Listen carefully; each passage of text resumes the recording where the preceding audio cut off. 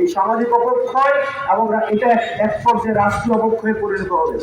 এই মাদকের যারা মাদকের ব্যবসা করে তারা দেখবেন তাদের সন্তানকে বিদেশে রেখে আরামে পড়াশোনা করে না, কিন্তু তারা তাদের সমাজটাকে কলুষিত করে। সেজন্য প্রশাসনের যারা আছেন, আপনারা আপনাদের সন্তানের ভবিষ্যৎকে যদি নিরাপদ করতে চান, আপনারা এই মাদকের ক্ষেত্রে জিয়ার করে বেড়ায় অমুক টাকা রাজনীতি করবে, তমুক টাকা রাজনীতি করবে, হয়তো নেতা ওরা চিনেই না কোনোদিন।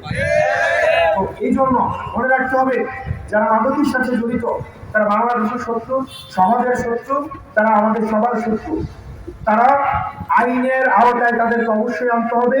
তাদের কোনো রাজনৈতিক পরিচয়ে তাদেরকে কোনোভাবেই শেল্টার দেওয়া যাবে না। এই জন্য আমাদের সরকারের অগ্রণী ভূমিকা রাখতে হবে। নিজের দলেরও যদি মাদক ব্যবসার সাথে জড়িত থাকে তাদেরকেও আইনের আওতায় আনতে হবে। আমরা আমাদের জায়গা থেকে বলছি, 11 দলীয় জোটের সাথে যদি কেউ কোনোভাবে অ্যাক্টিভলি বা প্যাসিভলি মাদক সম্পৃক্ত কোনোভাবে পাওয়া যায়, আপনারা আইনের আওতায় আনুন। একই সাথে সাথে এই সরকার দলে যারা আছে, আপনারা আপনাদের মাদক ব্যবসার সাথে জড়িত যারা, তাদের লিস্ট আপনারা সাহস থাকতে উন্মুক্ত করুন।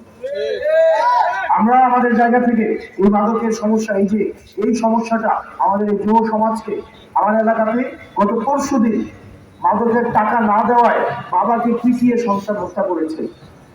এই যে তাদেরকে যেভাবে আইনের আওতায় আনতে হবে, একই সাথে সাথে মাদকের যারা ব্যবসা করে তাদেরকেও আইনের আওতায় আনতে হবে।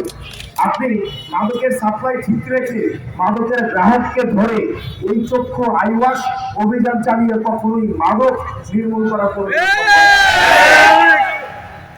একই সাথে সাথে মাদকের যারা বিপণন করে, ব্যবসা করে, তাদের সাথে কিন্তু রাজনৈতিক সক্ষমতাও আছে। আপনারা দেখবেন রাজনৈতিক পৃষ্ঠপোষকতার মধ্য দিয়ে এই মাদক সিন্ডিকেট গড়ে ওঠে এবং মাদকের সাথে যারা জড়িত তারা চেষ্টা করে রাজনৈতিক যারা নেতৃত্ব পর্যায়ে আছে তাদের সাথে একটি সক্ষমতা রাখার। আপনি দেখবেন একটা প্রোগ্রামের একটা পিছনে এসে ছবি তোলার চেষ্টা করে, সাথে এসে দাঁড়ানোর চেষ্টা, এবং 14 গ্রামে একই সাথে সাথে বর্ডার অঞ্চল রয়েছে।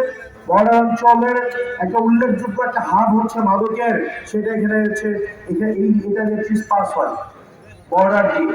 সেক্ষেত্রে প্রশাসনের এক্ষেত্রে আরো বেশি কঠোর ভূমিকা রাখতে হবে।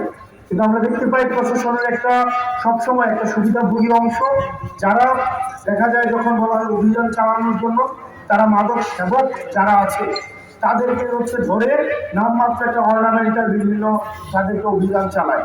কিন্তু মাদক যারা গ্রাহক, মাদকের যারা বিপণন করে, মাদক ব্যবসায়ীরা যারা, তারা দেখা যায় থানায় বসে যেখানে যারা অভিযান চালায় তাদের সাথে বসে পরিকল্পনা করে।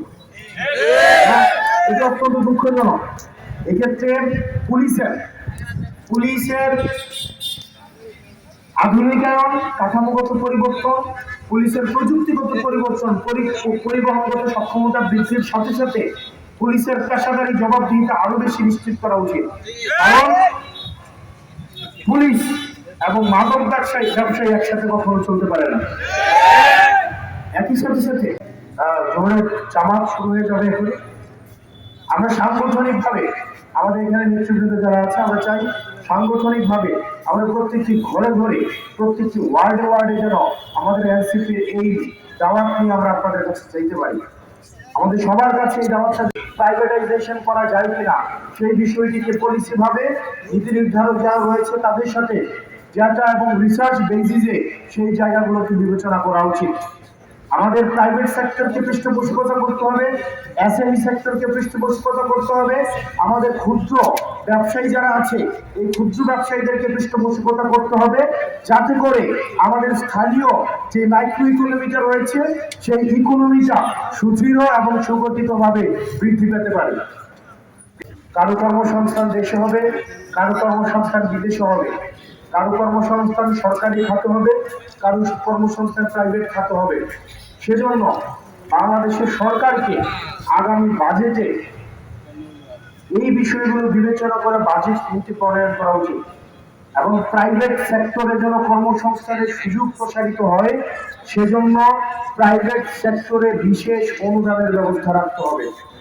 এবং আমাদের অনেক সেবা খাত আমরা দেখেছি বছরের পর বছর যুগের পর যুগ আমরা পাবলিক সেক্টরে যতদিন পর্যন্ত ছিল এগুলো সরকারি গণমুখী সেবাধর্মী প্রতিষ্ঠানে পরিণত হতে